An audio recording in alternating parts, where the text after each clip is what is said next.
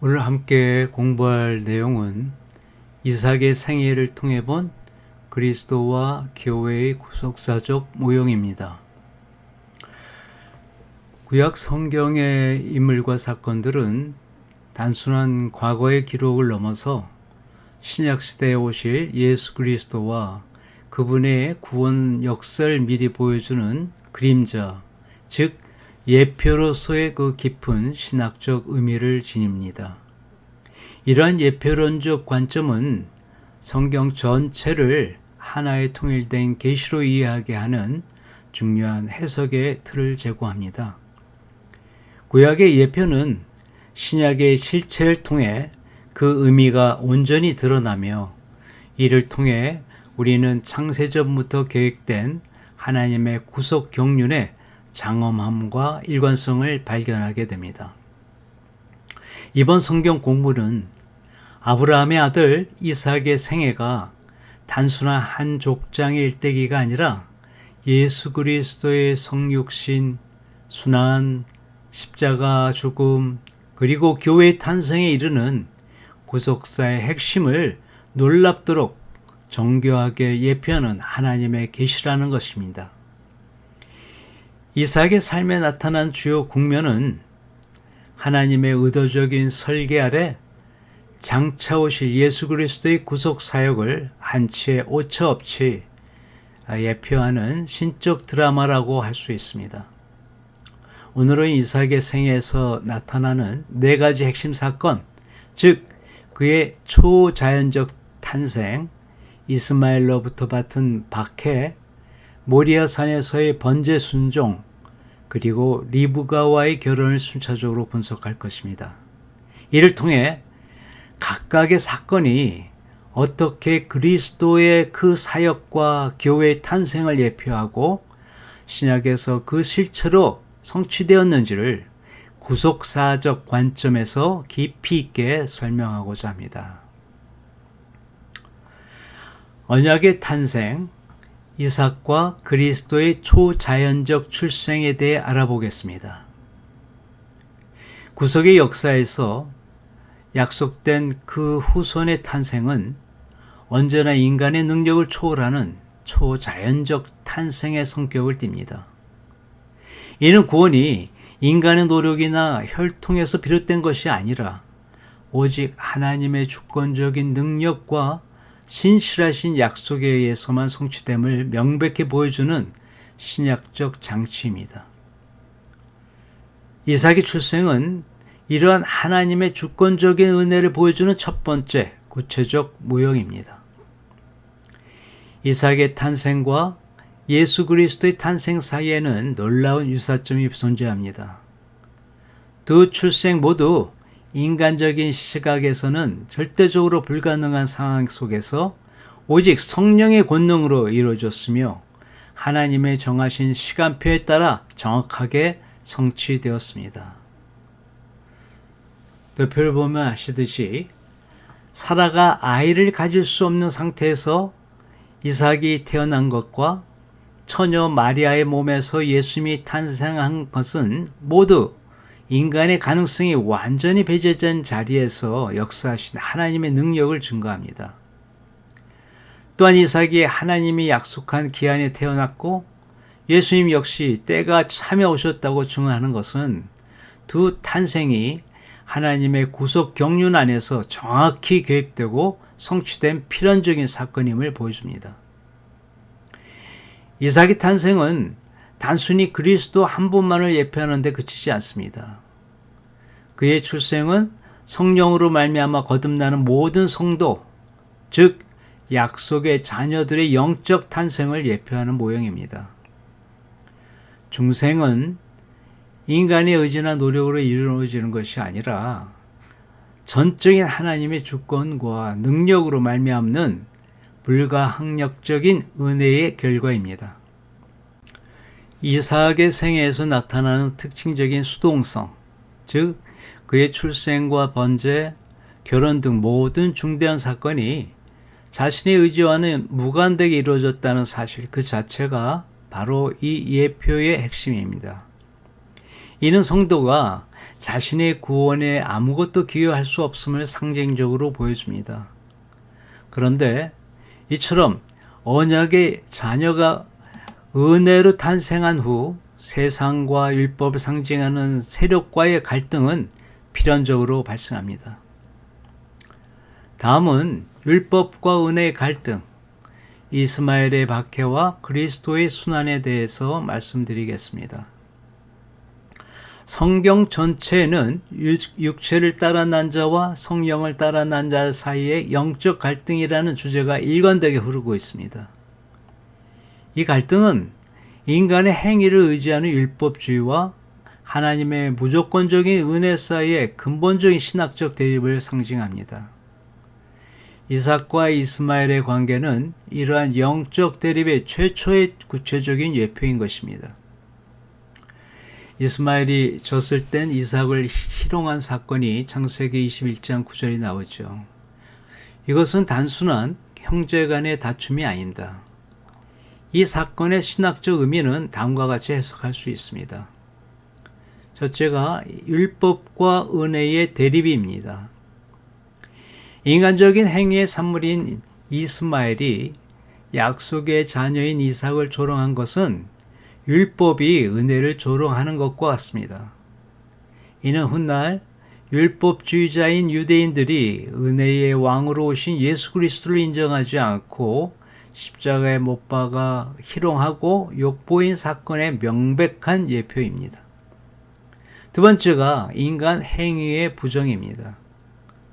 아브라함의 그 인간적인 노력으로 태어난 이스마엘이 결국 아브라함의 집에서 추방되는 사건은 구원의 문제에 있어 인간의 모든 행위와 노력이 하나님의 절대적인 은혜 앞에서 반드시 부정되고 배제되어야 함을 상징적으로 보여줍니다.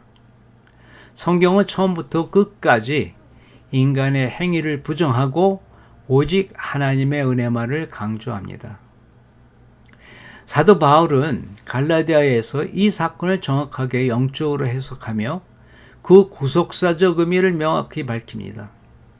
갈라디아서 4장 29절에서 31절에서 바울은 여종의 아들이 자유에 있는 여자의 아들과 더불어 유업을 얻지 못할 것이라고 선포합니다. 갈라디아서 4장 29절에서 31절까지 말씀을 제가 읽어드리겠습니다. 그러나 그때에 육체를 따라 난 자가 성령을 따라 난 자를 박해한 것 같이 이제도 그러하도다. 그러나 성경이 무엇을 말하느냐? 여종과 그 아들을 내쫓으라. 여종의 아들이 자유 있는 여자의 아들과 더불어 유업을 얻지 못하리라 하였느니라. 그런즉 형제들아, 우리는 여종의 자녀가 아니요 자유 있는 여자의 자녀니라. 이는 인간의 행위에 기반한 의로움으로는 결코 하나님의 나라를 상속할 수 없음을 강력하게 선포하는 것입니다. 오직 성령으로 거듭난 약속의 자녀들만이 하나님의 나라를 유업으로 받을 후사임을 분명히 보여줍니다. 다음은 모리아 산의 그 순종입니다. 이 안에 담겨진 의미는 십자가와 부활의 예표에 관한 것인데 이 부분에 대해서 우리가 살펴보겠습니다.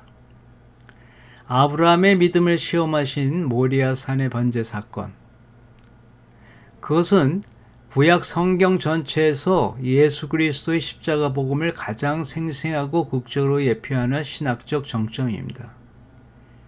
이 사건은 인류를 구원하시기 위한 하나님의 위대한 구원 계획의 핵심을 압축적으로 담고 있는 한편의 드라마와 같습니다.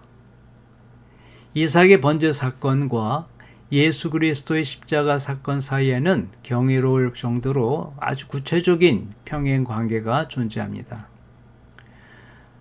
첫 번째가 희생의 장소입니다. 이삭이 제물로 드려지기 위해 올랐던 모리아산은 훗날 솔로몬이 예루살렘 성전을 건축한 바로 그 장소이며 궁극적으로 하나님의 어린 양이신 예수 그리스도께서 인류의 죄를 위해 십자가에 달려 죽으신 곳이 바로 그 모리아산 예루살렘 성전터였습니다. 두 번째는 고난의 길이었습니다. 이삭은 자신의 불사를 번제나무를 직접 자신의 어깨에 짊어지고 모리아산을 올랐습니다. 이는 정확히 예수님께서 자신이 달려 죽을 십자가를 직접 지시고 골고다 언덕을 오르시는 모습의 그 예표인 것입니다. 세 번째 모습은 순종의 모습입니다. 당시 이삭은 약 20세의 혈기완성한 그 청년이었고 아브라함이 자신을 결박하고 제산 위에 올려놓을 때 아무런 반항 없이 잠잠히 순종했습니다. 이 모습은 마치 도수장으로 끌려가는 어린 양처럼 잠잠하셨던 예수 그리스도의 그 모습을 연상시킵니다. 이 사건의 절정에서 아브라함은 그 땅의 이름을 여호와 이레라고 칭합니다. 여호와 이레의 참된 의미는 단순히 우리의 필요를 채워주시는 하나님을 넘어 하나님께서 친히 준비하신다는 것입니다. 하나님께서는 이삭을 대신할 제물인 그 순양을 미리 준비하셨습니다. 이는 장차 올 인류의 죄를 대신하여 죽으실 구원의 제물, 즉 하나님의 어린 양 예수 그리스도를 하나님께서 친히 준비하실 것이라는 십자가 은혜의 핵심 계시인 것입니다. 우리 모두는 모리아 산에서 심판받아 죽어야 할 죄인들이지만 하나님이 미리 준비하신 그 어린 양 예수 그리스도로 말미암아 생명을 얻게 된 것입니다. 다음은 신부의 예비, 그리스도와 교회의 연합에 대해서 말씀드리겠습니다. 성경에서 결혼이라는 제도는 그리스도와 교회의 신비로운 연합을 상징하는 가장 중요한 메타포로 사용됩니다. 창세기 24장에 기록된 이삭과 리브가의 결혼 이야기는 단순한 혼담이 아니라 그리스도께서 자신의 신부인 교회를 어떻게 부르시고 연합하시는지를 보여주는 구체적인 모형입니다. 이 결혼 이야기에 등장하는 인물들과 사건들은 신약의 구원 서사와 놀랍도록 정확하게 상응합니다. 도표를 보면 구약의 그 이삭의 그 내용을 먼저 살펴보겠습니다. 이삭이 그 신부를 기다리는 신랑으로서 나오죠. 리브가는 언약 백성 중에서 선택한 신부의 역할로서 나오게 됩니다. 그리고 그 중매하러 간 그 이름 없는 종, 그 종은 아버지의 명으로 아들의 이름으로 신부를 데려오는 그 역할을 담당합니다. 그 종이 그 신부인 리브가에게 선물 주죠. 그 신부에게 주어지는 그 금과 패복과 의복이 주어집니다. 이것은 놀랍게도 그리스도와 교회의 그 결혼, 그 모습을 그대로 담고 있습니다. 이삭의 역할이 바로 교회를 기다리시는 신랑이신 예수 그리스도, 신부는 택함받은 교회, 성도들이고요. 그리고 그 중매 역할을 했던 그 종의 역할이 아버지의 뜻대로 아들의 이름으로 교회를 부르시는 성령님입니다. 그리고 그 종이 주었던 아브라함의 그 예물은 성도에게 주어지는 성령의 은사와 선물을 예표하고 있습니다. 하나님 아버지를 상징하는 아브라함은 그의 아들 예수 그리스도를 상징하는 이삭을 위해 이름 없는 종을 보냅니다. 보혜사 곧 아버지께서 내 이름으로 보내실 성령처럼 이 종은 신랑인 이삭의 이름과 권위로 보내져서 아버지의 고향 즉 택함받은 언약 백성 중에서 그 신부를 찾습니다. 이는 교회가 세상이 아닌 하나님의 택하심을 입은 자들로 구성되었음을 보여주고 있습니다. 종이 리브가에게 금은 패물과 의복을 주며 신랑의 부유함을 증거하듯이 성령께서는 성도들에게 각양 은사를 부어주시며 하늘의 풍요함을 맛보게 하시는 사역을 예표합니다. 특히 리브가의 결단은 참 성도가 가져야 할 자세의 전형을 보여줍니다. 그녀는 종의 말을 듣고 신랑의 얼굴을 본 적도 없지만 즉시 부모와 고향을 떠나 이삭에게로 가기로 결단합니다. 이는 예수 그리스도의 부르심에 응답하여 세상의 모든 것을 버리고 주님을 따르는 성도의 모습을 예표합니다. 리브가의 결단은 자신의 옛삶을 상징하는 자기 의라는 더러운 옷을 벗어버리고 신랑의 아버지가 예배하신 빛나고 깨끗한 세마포, 즉 그리스도의 의를 덧입는 성도의 모습을 완벽하게 예표하고 있는 것입니다. 이 이야기 마지막 장면은 들에서 묵상하며 신부 리브가가 오기를 애타게 기다리는 이삭의 그 모습, 이 모습은 이 비유의 완성이자 절정입니다. 이는 천국에서 혼인잔치를 예비하시고 그의 사랑하는 신부인 교회가 오기를 학수고대하는 신랑 예수 그리스도의 모습을 선명하게 보여주고 있는 것입니다. 이삭과 리브가의 결혼은 이처럼 예수 그리스도를 통한 교회의 탄생, 즉 구원의 완성을 예표하는 영광스러운 사건인 것입니다. 오늘 말씀을 한마디로 정리하면 하나의 구속사, 하나의 복음이라 말씀드릴 수 있습니다. 지금까지 살펴본 바와 같이 이삭의 생애는 구속사의 거대한 흐름 속에서 예수 그리스도와 교회의 모형으로서 일관된 메시지를 증거합니다.